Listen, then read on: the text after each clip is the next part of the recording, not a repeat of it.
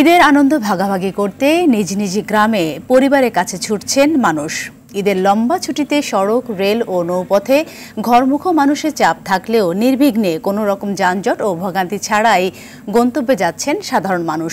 সকাল থেকে কমলাপুর রেলওয়ে স্টেশনে যাত্রীদের ভিড় বাড়লেও নেই শিডিউল বিপর্যয়। ঘরমুখ মানুষের পদচারণা বেড়েছে রাজধানীর সদরঘাটেও। নৌপথে লঞ্চে ঢাকা ছাড়ছেন হাজারো ঘরমুখ মানুষ। এদিকে গাবতলীতে ঈদযাত্রা পরিদর্শনে গিয়ে স্বরাষ্ট্র উপদেষ্টা অবসরপ্রাপ্ত লেফটেন্যান্ট জেনারেল জাহাঙ্গীর আলম চৌধুরী জানিয়েছেন, নিরাপত্তা নিশ্চিতে সকল বাহিনীর ছুটি বাতিল করা হয়েছে। ফাঁকা ঢাকায় ষড়যন্ত্র কোনো সম্ভাবনা নেই, থাকলেও তা জনগণকে নিয়েই মোকাবেলা করা হবে বলেও জানান স্বরাষ্ট্র উপদেষ্টা।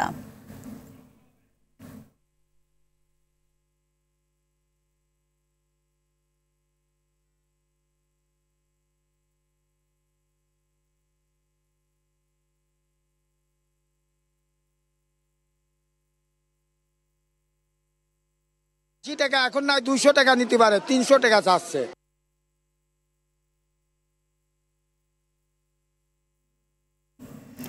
দর্শক, ঈদযাত্রায় রাজধানী ছাড়ার সর্বশেষ খবর জানাতে গাবতলী বাস টার্মিনালে আছেন আমাদের এই সহকর্মী বিল্লাল হোসেন ও কমলাপুর রেল স্টেশনে আছেন আরেক সহকর্মী আশিকুল আলম। আমরা প্রথমেই চলে যাব বিল্লাল হোসেনের কাছে।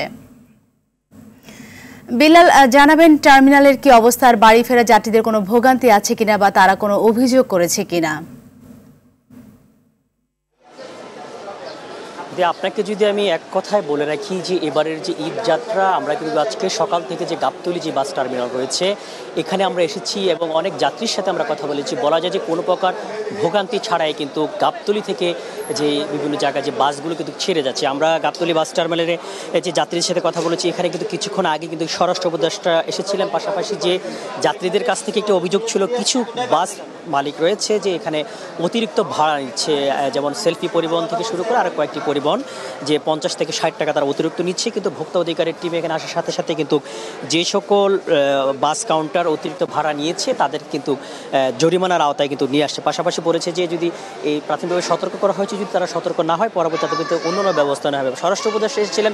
স্বরাষ্ট্র উপদেষ্টা কিন্তু এখানকার যে কাউন্টারগুলো আছে প্রতিটি কাউন্টারে কিন্তু পরিদর্শন করেছেন, পরিদর্শন করে দেখেছেন কোনো প্রকার অনিয়ম আছে কিনা, অথবা আমরা জানি যে ঈদকে কেন্দ্র করে যে দালালের একটা যে দৌরাত্ম্য বাড়ে, পাশাপাশি যে চাঁদাবাজদের একটি দৌরাত্ম্য বাড়ে, সেটি আছে কিনা সেটি কিন্তু সরজমিনে কিন্তু দেখিয়েছেন। এমন কোনো অভিযোগ কিন্তু এখানে পাননি। উনি কিন্তু যাত্রীদেরকে বলেছেন যদি কেউ কোনো বাস কাউন্টার যদি অতিরিক্ত ভাড়া নেয় তাৎক্ষণিক অভিযোগ দিলে পুলিশ কিন্তু তাদেরকে বিরুদ্ধে ব্যবস্থা নেওয়া হবে।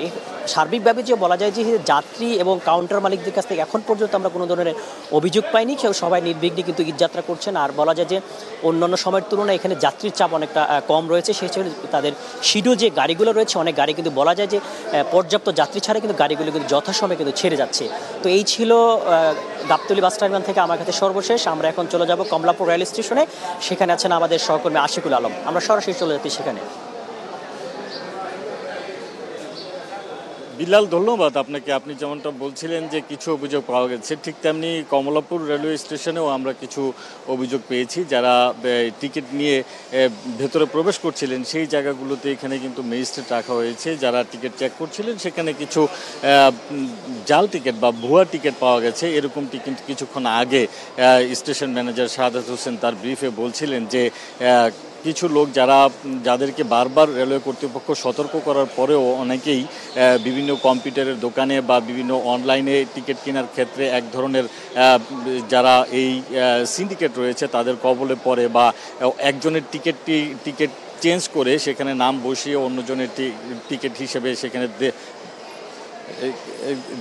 দেয়া হয়, সেই ধরনের বিষয়গুলো কিন্তু তিনি বলছিলেন। এবং বলছিলেন যে এ ধরনের প্রতারণা থেকে যাতে সবাই সতর্ক থাকে এবং রেলওয়ের যে অ্যাপস রয়েছে, রেল সেবা যে অ্যাপস রয়েছে সেই অ্যাপস থেকে যাতে সবাই টিকিট ক্রয় করেন, সেটি কিন্তু তিনি বারবারই আজকেও তার ব্রিফিংয়ে তিনি বলেছেন। কিছুক্ষণ আগে এখানে রেল সচিব এসেছিলেন, রেলের ডিজি এসেছিলেন, তারা পুরো কমলাপুর স্টেশন পরিদর্শন করেছেন, সার্বিক নিরাপত্তা ব্যবস্থা দেখেছেন।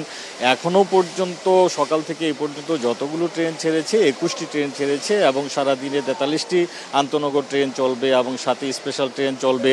60 থেকে 70 হাজার যাত্রী পরিবহনের ব্যবস্থা রেলওয়ে কর্তৃপক্ষ রেখেছেন। সকাল থেকে এই পর্যন্ত এখনও পর্যন্ত কোনো অপ্রীতিকর ঘটনা ঘটেনি। খুব স্বস্তিতেই যারা রেলের যাত্রী তারা যাচ্ছেন এবং অনেকেই স্বস্তি প্রকাশ করেছেন। তারা বলছেন যে এর আগে যেসব ঈদের সময় যখন তারা যাত্রা করতেন সেই সময়টা থেকে এখনকার সময়টা অনেকটাই ভিন্ন। আমরা দেখেছি যে প্ল্যাটফর্মের সময়ের আগেই ট্রেন এসেছে, ট্রেন অপেক্ষা করছে এবং যাত্রীরা খুব সহজেই তারা তাদের গন্তব্যে পৌঁছানোর জন্য ট্রেনে আসন নিতে পারছেন। এই বিষয়গুলোর উপর তারা অনেকটাই সন্তুষ্টি প্রকাশ করেছেন এবং তারা এটাও আশা করেন যে যেভাবে তারা স্বস্তিতে বাড়িতে যাচ্ছেন ঠিক সেভাবেই যেন আবার রাজধানীতে ফিরে কর্মস্থলে যোগ দিতে পারেন, সেই বিষয়টির প্রতি যাতে আইনশৃঙ্খলা রক্ষাকারী বাহিনী এবং রেলওয়ে কর্তৃপক্ষ নজর রাখে। এই ছিল আমার কাছে কমলাপুর রেলওয়ে স্টেশন থেকে। অসংখ্য ধন্যবাদ আপনাদের দুজনকেই।